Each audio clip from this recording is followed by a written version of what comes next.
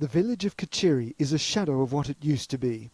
500 families are so tightly packed that each household gets a plot of land 12 metres by 12 metres square.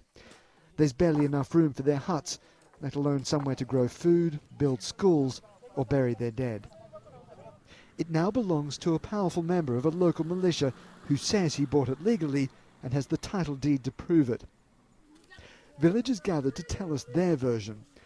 They'd lived on the land for generations, sharing it according to a traditional system, unwritten but well understood.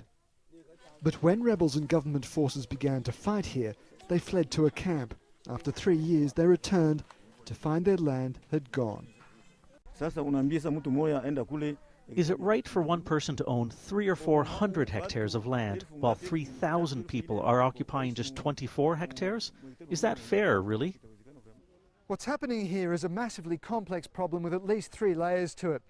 First, there's a traditional system of land ownership placed under enormous strain by a huge influx of refugees and a population explosion. And on top of that is a corrupted system of government land titles.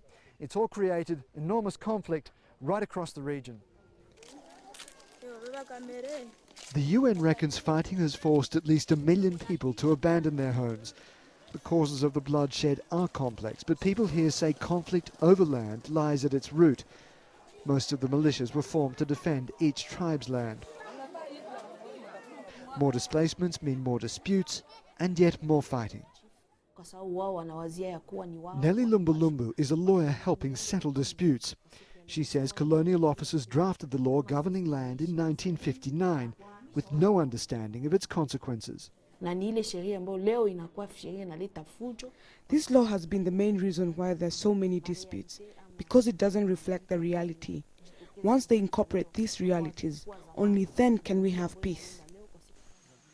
There is no peace for Nyabanyeri Kasole. She and her husband were caught in an argument with a displaced family over a plot of land they both claimed. It grew so heated that her husband was gunned down. She was shot in her leg and her arm. There is no justice here, she says. My husband is dead and now they have the land.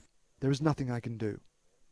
Peter Greste, Al Jazeera in Masisi in the east of the Democratic Republic of Congo.